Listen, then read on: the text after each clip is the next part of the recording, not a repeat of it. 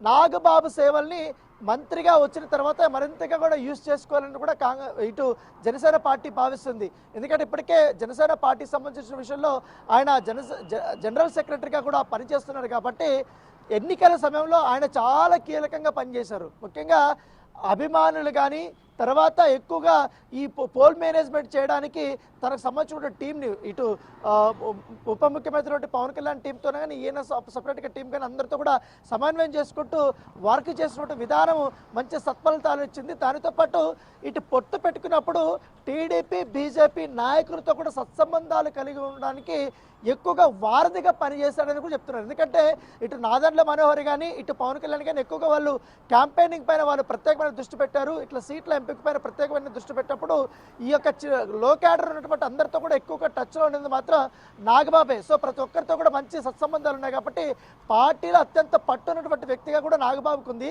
So ఎప్పుడు ఏ త్యాగం చేయాలన్నా ఏదన్నా కూడా ఆయన మొదటి నుంచి కూడా ఉన్నాడు కాబట్టి ఆయన ఏ పదవి కూడా ఆలోచించలేదు, అడగలేదు కాబట్టి సో ఆయన్ని దృష్టిలో పెట్టుకొని సేవలు దృష్టిలో పెట్టుకొని ఇప్పుడు నాగబాబుకి పదవి రావడం వల్ల ఖచ్చితంగా కూటమి ప్రభుత్వానికి ఒక మంచి పేరు వస్తుంది. ఎందుకంటే నిజాయితీగా కూడా ఆయన పనిచేస్తాడు.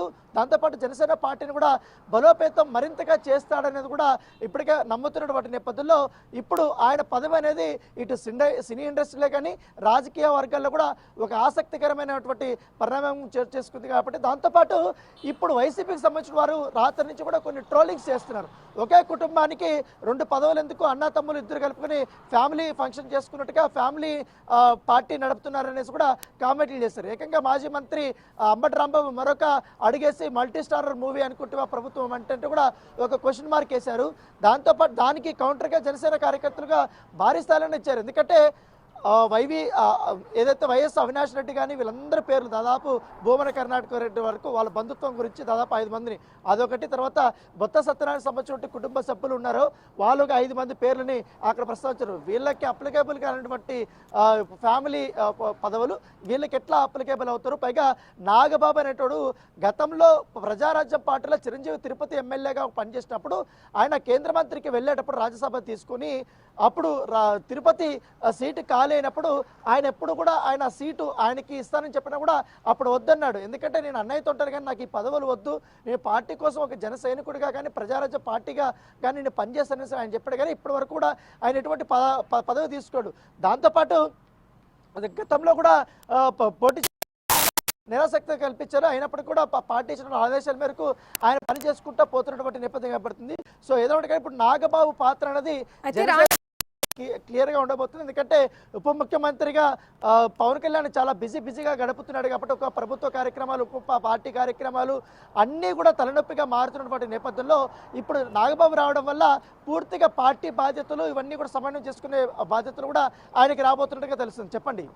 రానట్టు చూస్తే ఇటు నాగబాబుకు ఏ శాఖ ఇచ్చే అవకాశం ఉందనుకోవచ్చు, దాని గురించిన క్లారిటీ ఎప్పటిలోపు వచ్చే అవకాశం ఉందనుకోవచ్చు?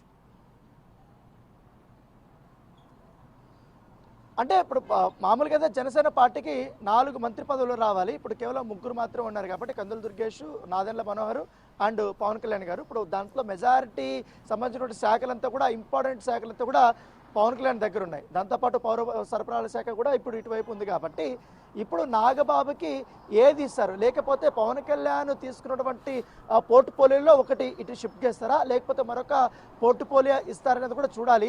ఎందుకంటే ఈ పోర్ట్ఫోలియో ఏది ఇస్తారనేది కూడా ఒక ఆసక్తికరమైన పరిణామం చెప్పుకోవచ్చు. ఎందుకంటే మంత్రిమండలంలో ఉన్నంత మాత్రాన మంచి క్వాలిటీ ఉన్నటువంటి అంటే ఇంపార్టెంట్ అన్నటువంటి పోర్ట్ఫోలియో కూడా జనసేన పార్టీ ఆశిస్తుంది కాబట్టి అది ఇస్తే దాని తగ్గట్టుగా కూడా ఇటు ప్రభుత్వానికి మంచి పేరు తీసుకురావడానికి ఆయన పనిచేయడానికి ఆయనకు తగ్గట్టుగా హోదా ఇచ్చినట్టు ఉంటుంది అనేది కూడా భావిస్తున్నారు. కాబట్టి ఇంకా మరొకసారి ఇటు జనసేన అధినేత ఇటు టీడీపీ అధినేత కూర్చొని వాళ్ళు డిసైడ్ చేసుకున్న తర్వాత ఇటు పురంధరేశ్వరితో కూడా చర్చలు జరిపిన తర్వాత ఆయనకి ఏ పోర్ట్ఫోలియో ఇస్తారనేది కూడా ఒకసారి వేసి చూడాల్సి ఉంది. ఎందుకంటే ఇప్పటికే రాజ్యసభ పోయింది కాబట్టి ఇటు బీజేపీకి వెళ్ళినటువంటి నేపథ్యంలో దాని తగ్గట్టుగా ఇప్పుడు ఇటు నాగబాబు రూపంలో ఈ మంత్రి మండలిలో ఆయన తీసుకున్నారు కాబట్టి అన్ని కోణాల్లో కూడా వారు ఆలోచిస్తున్నారు.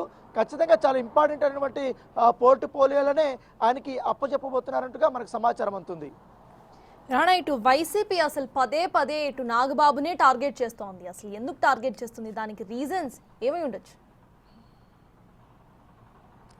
అంటే వైసీపీ ఎప్పుడు కామెంట్ చేసినా ఇవందో ఇటు అంబటి రాంబాబు గతంలో మంత్రిగా పనిచేసినప్పుడు ఆయన చాలా వ్యాఖ్యలు చేశారు చిరంజీవి పైన కానీ, అలాగే పవన్ కళ్యాణ్ని వ్యక్తిగతంగా ఉద్దేశిస్తూ వ్యాఖ్యలు చేయడం, వాటికంతా కూడా ఆయన ఇటు నాగబాబు చాలా గట్టిగానే సమాధానం చెప్పారు. ట్విట్టర్ వేదికంగా తనతో పాటు నాగబాబు అఫీషియల్ కూడా యూట్యూబ్ ఛానల్ పెట్టి దాంట్లో కూడా ఆయన తన విమర్శల్ని గట్టిగానే వాళ్ళకి ఇచ్చేవారు. దానితో పాటు దాని టీంతో కూడా ఆయన బాగా పనిచేసి వాళ్ళకి విమర్శలు గట్టిగానే చెప్పి ఆయన రిప్లై కూడా ఇచ్చేటోడు. దాంతోపాటు ఎక్కువగా విమర్శలు పాలైంది మాత్రం నాగబాబు. ఎందుకంటే కొన్ని సందర్భాల్లో ఆయన చేసినటువంటి వ్యాఖ్యలు అవంతా కూడా బాగా విమర్శలు పాలయ్యాయి. దాంతో ఎక్కువగా వైసీపీ టార్గెట్ నాగబాబుని చేసింది. ఎందుకంటే పవన్ కళ్యాణ్ ఏ విధంగా అయితే గతంలో వ్యక్తిగతంగా కానీ ఫ్యామిలీ పరంగా కానీ తన పెళ్లిళ్ళ గురించి కూడా ఏ రకంగా అయితే పూర్తి స్థాయిలో విమర్శలు చేస్తారు, నాగబాబుని కూడా అనేక రకాలుగా కూడా విమర్శలు చేస్తారు, చాలా టార్గెట్ చేసేటోళ్ళు. దాంతోపాటు సినిమా ఇండస్ట్రీ నుంచి కూడా ఆయన పైన టార్గెట్ చేస్తూ విమర్శలు చేయించారు. ఎందుకంటే శివాజీ రాజా గతంలో చూసాం మనం 2018 ఎలక్షన్స్లో కూడా శివాజీ రాజుతో కూడా విమర్శలు చేయించడము, తర్వాత మరొక కొంతమందితో కూడా కావాలని నాగబాబుకు వ్యతిరేకంగా కూడా కామెంట్లు చేయడము, ఇవన్నీ కూడా చేస్తూనే ఉన్నారు.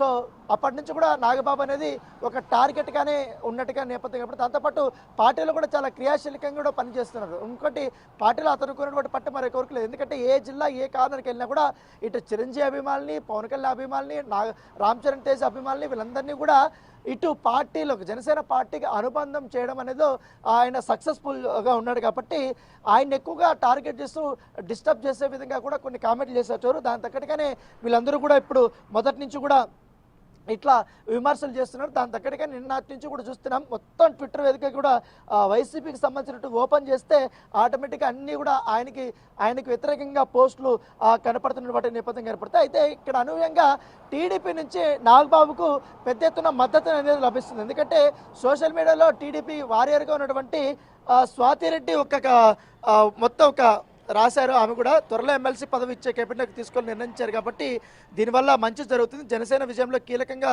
నాగబాబు వ్యవహరించారు కాబట్టి ఖచ్చితంగా ఆయన సేవలు వినియోగించుకోవడం అనేది మంచి జరుగుతుందంటూ కూడా దాంట్లో రాయడం జరిగింది. దాంతోపాటు మరికొంతమంది టీడీపీ నేతలు కూడా దీంట్లో చాలా క్లియర్గా కూడా వాళ్ళు రాశారు. అభినందనలు వెల్లువ చేస్తున్నటువంటి నేపథ్యం అయితే కనపడుతుంది. ఎక్కువగా ఉదయం నుంచి కూడా ఇటు ఫేస్బుక్ ఓపెన్ చేసిన, ట్విట్టర్ ఓపెన్ చేసిన నాగబాబుకి మంత్రి పదవి వస్తుందంటే కూడా వాళ్ళు అందరూ విషెస్ చెప్తున్నది, ఆల్ ది బెస్ట్ చెప్తున్నది. దాంతోపాటు గతంలో ఆయన ఏ విధంగా మాట్లాడాడు అనేది వీడియోల రూపంలో కూడా అవి పెట్టినటువంటి నేపథ్యం కాబట్టి దట్ ఈస్ నాగబాబు గారు అంటూ selfless leader, unconditional love to our party and Janasena అంటూ కూడా కార్యకర్తలు ఇక్కడ వాళ్ళు కొన్ని కామెంట్లు చేయడం జరిగింది.